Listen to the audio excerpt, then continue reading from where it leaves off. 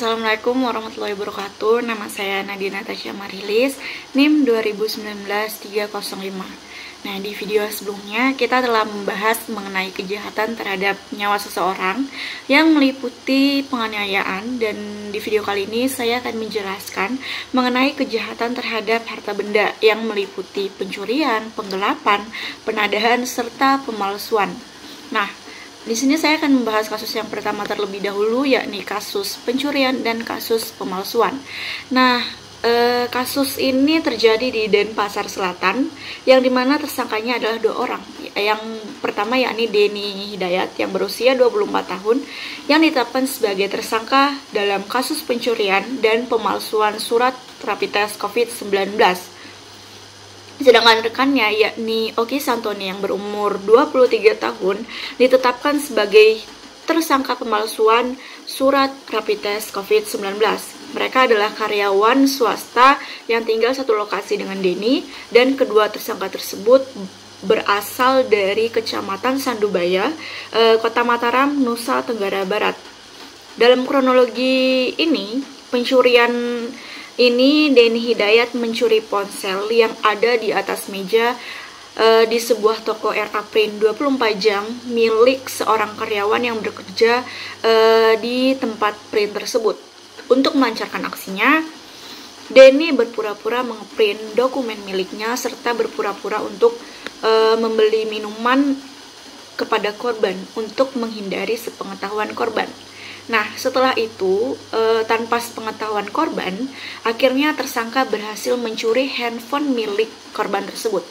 Nah, berdasarkan laporan korban itulah, selanjutnya tim Opsnal Polsek Densel mencari keberadaan Denny Hidayat. Dan pada saat unit Reskrim Densel melakukan penggeledahan kamar milik Denny, akhirnya didapati ada beberapa lembar surat hasil rapid test sebanyak 10 lembar. Nah, akhirnya Denny diinterogasi oleh tim unit Reskrim Densel, dan akhirnya Denny mengakui kesalahannya, dan melainkan Denny mengatakan bahwa dia melakukan pemalsuan surat tersebut tidak dengan seorang diri, melainkan bersama rekannya yakni Oki Santonin. Nah, sebenarnya mengenai pemalsuan surat tersebut, Denny dan Okin tidak memakai surat tersebut secara pribadi, melainkan diperjualbelikan untuk menipu orang-orang yang ingin mendapatkan surat rapid test tanpa rapid terlebih dahulu. Nah, dalam kasus ini akhirnya Denny Hidayat dikenakan pasal 362 KUHP tentang tindak pidana pencurian dan pasal 263 KUHP ayat 1 tentang tindak pidana pemalsuan surat. Nah, sedangkan tersangka Okin Santoni disangkakan dengan pasal 263 KUHP ayat 1 tentang tindak pidana pemalsuan surat dengan ancaman penjara paling lama 6 tahun. Dan hasil perkembangan lebih lanjut, ternyata tersangka Denny Hidayat merupakan residivis kasus pencurian dan baru keluar penjara pada bulan Juni 2020 kemarin karena mendapat asimilasi. Macam jenis tindak pidana terhadap harta benda yakni pasal 362 KUHP masuk dalam tindak pidana pencurian biasa, delik pokok, dan pasal 263 ayat 1 mengenai pencurian surat atau dokumen. Nah, kedua pasal tersebut terdapat unsur kesengajaan, yang dimana dalam pasal 362 KUHP unsur subjektifnya adalah memiliki barang yang bukan miliknya dan melawan hukum, serta dalam unsur objektif yakni mengambil suatu barang yang bukan miliknya sebagian atau seluruhnya milik orang lain.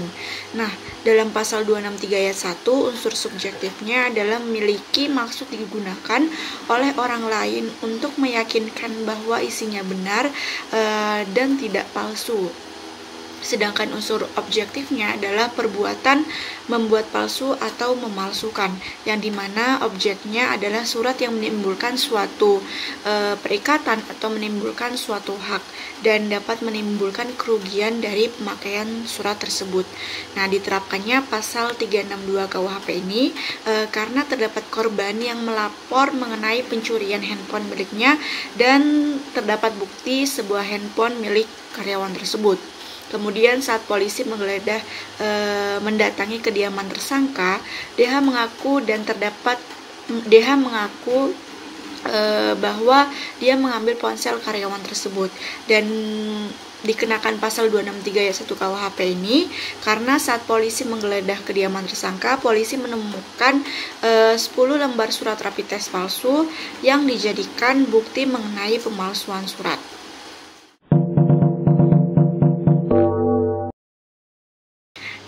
Dalam kasus yang kedua mengenai penggelapan dan penadahan terjadi karena terdapat laporan dari seorang korban yang berinisial YL.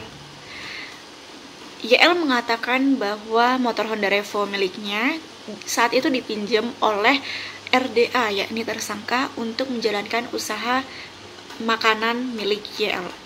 Namun pada saat akan praktek berjualan di SDN Pucang Sidoarjo, RDA tidak menampakkan diri bersama motor tersebut, melainkan RDA membawa kabur Honda Revo bernopol W5585VM milik korban, kemudian menjualnya kepada ATR,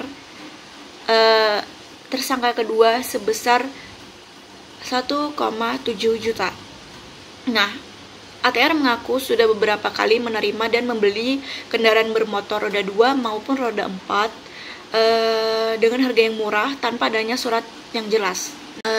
Dalam kasus tindak pidana penggelapan dan penadahan ini terdapat macam jenis tindak pidana kejahatan terhadap harta benda yang meliputi penggelapan biasa dalam pasal 372 KUHP dan penadahan dalam pasal 480 KUHP.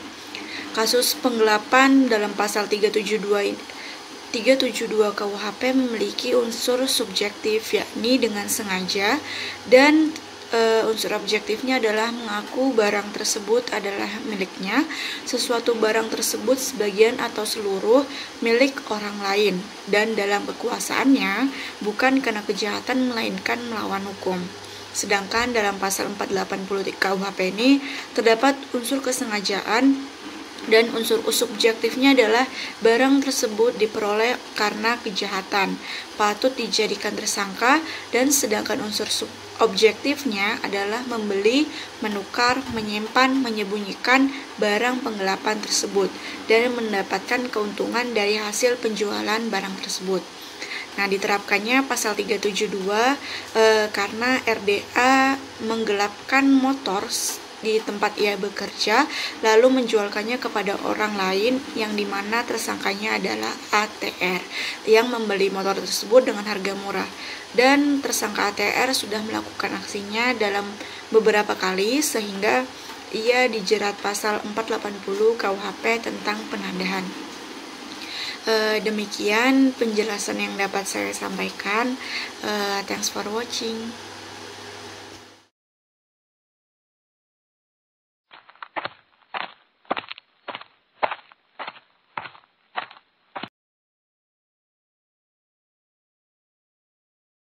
Halo, assalamualaikum warahmatullahi wabarakatuh.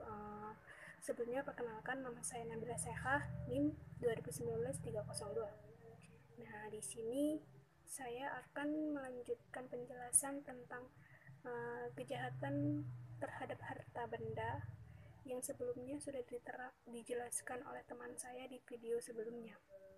Di sini saya akan melanjutkan penjelasan tentang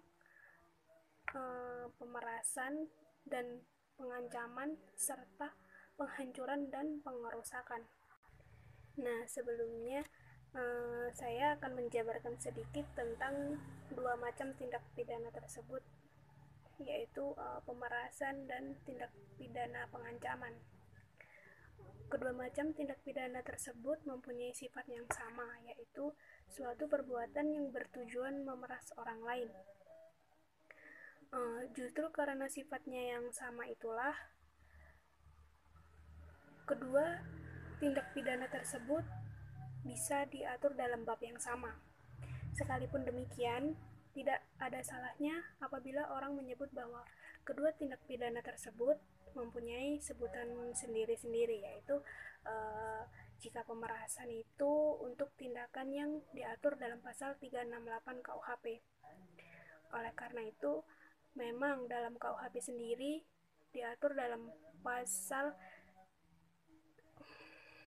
Oleh karena itu, memang dalam KUHP sendiri juga menggunakan kedua nama tersebut untuk menunjuk pada tindak pidana yang diatur dalam pasal 368 dan 369 KUHP.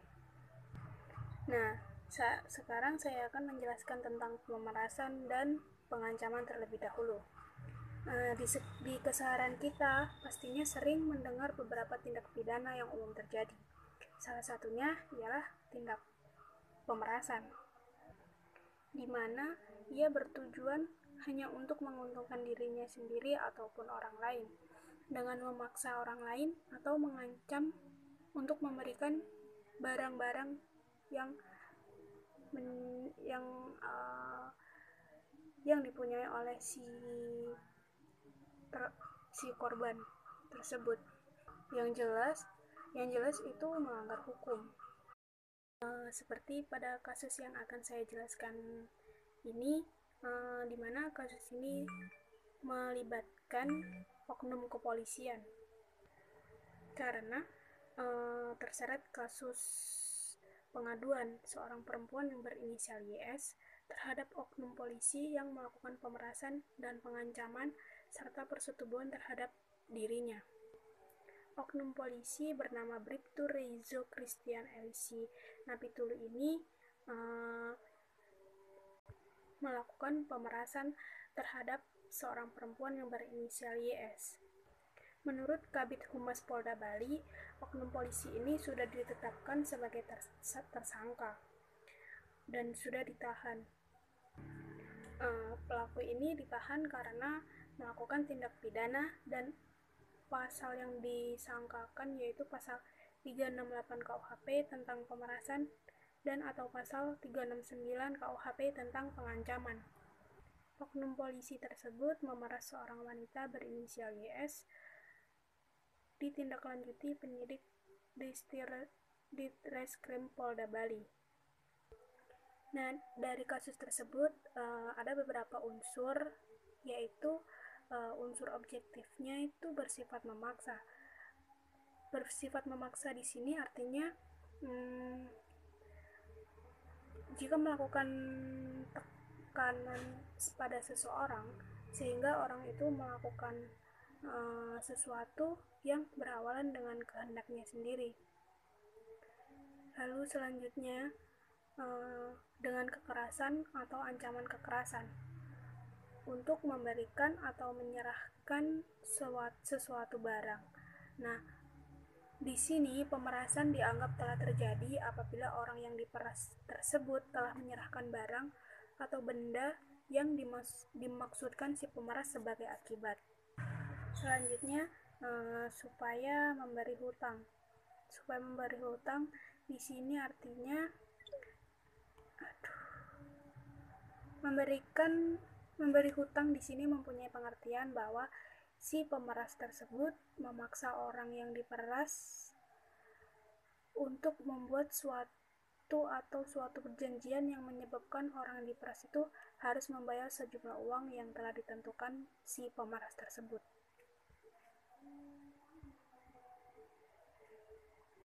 Selanjutnya, untuk menghapus piutang. Dengan menghapusnya piutang yang dimaksudkan adalah menghapus atau meniadakan perkataan yang sudah ada dari orang yang diperas kepada pemeras atau orang tertentu yang dikehendaki oleh si pemeras.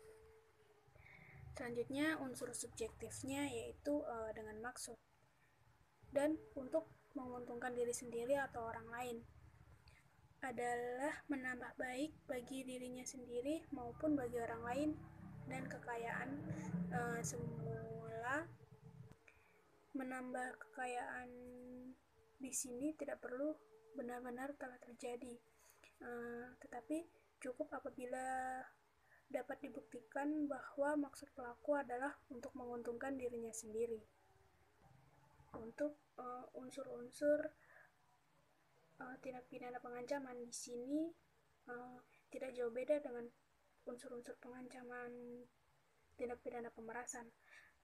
Melihat unsur-unsur pada pasal 369 atau 36 KUHP, tampak semakin jelas bahwa bangunan hukum antara kedua tindak pidana tersebut mempunyai esensi yang sama, yaitu sama-sama memeras orang lain. Hanya saja mereka menggunakan cara-caranya tersendiri untuk mencapai maksudnya tersebut. Selanjutnya saya akan membahas pada kasus kedua, yaitu tentang pengerusakan dan penghancuran. Karena di dalam kasus ini melibatkan sejumlah 29 prajurit TNI yang menjadi tersangka. Karena di dalam kasus ini melibatkan sejumlah 29 prajurit TNI Angkatan Darat yang menjadi tersangka pengerusakan Polres Ciracas. Kejadian kasus ini sepertinya terjadi karena kesalahpahaman, di mana adanya kabar bohong dari Prada M. Ilham yang menjadi sumber dari peristiwa penyerangan markas Polsek Ciracas tersebut. Masalah ini berawal pada Kamis tanggal 27 Agustus 2020.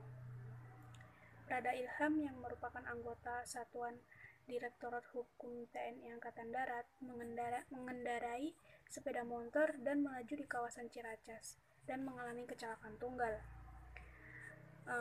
Prada Ilham lantas diduga menyebarkan berita bohong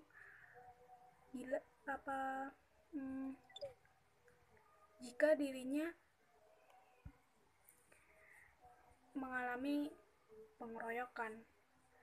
Kemudian pada Sabtu 29 Agustus 2020 terjadi penyerangan di Mapolsek Ciracas. Sejumlah kendaraan dan bangunan di Polsek Ciracas rusak hingga dibakar. Selain Polsek Ciracas, Polsek Pasar Rebo juga diserang.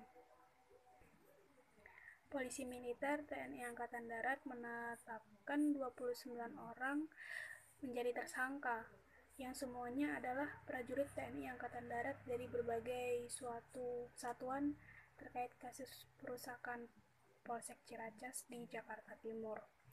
Mereka pun langsung diarahkan dan ditahan. Hasil penyelidikan mulai tanggal 29 Agustus 2020 sampai dengan 2 September 2020. Yang sudah diperiksa sebanyak 50 personil dalam hal ini prajurit terdiri dari 19 satuan.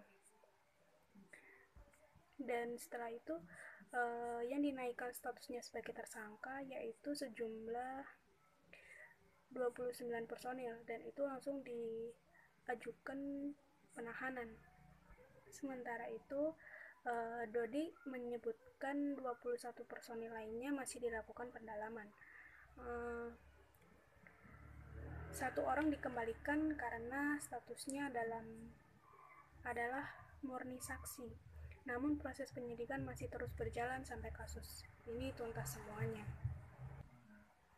Nah, seperti dalam kasus ini mempunyai unsur-unsur sebagai berikut. Yang pertama, unsur subjektifnya dalam KUHP pasal 406 ayat 1. KUHP tersebut yaitu unsur dengan kesengajaan.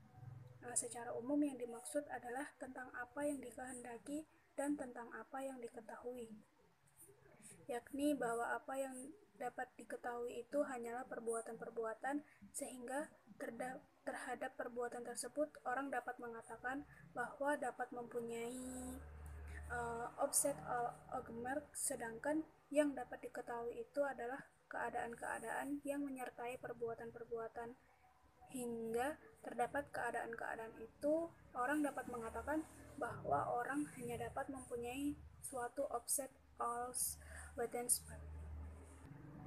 Selanjutnya, unsur-unsur objektif dalam KUHP pasal 406 ayat 1 yaitu barang siapa, yang artinya yaitu menunjukkan orang, yang apabila orang tersebut memenuhi semua unsur dari tindak pidana yang diatur dalam pasal 406 ayat 1 KUHP ini, maka ia dapat disebut dader atau pelaku dari tindak pidana tersebut. Selanjutnya, melawan hukum. Mengingat unsur ini dalam rumusan KUHP pasal 406 terdapat di belakang kata dengan sengaja, sehingga dapat dinyatakan seorang terdakwa telah memenuhi unsur secara melawan hukum. Yang selanjutnya yaitu seperti menghancurkan, merusakkan, membuat sehingga tidak dapat dipakai.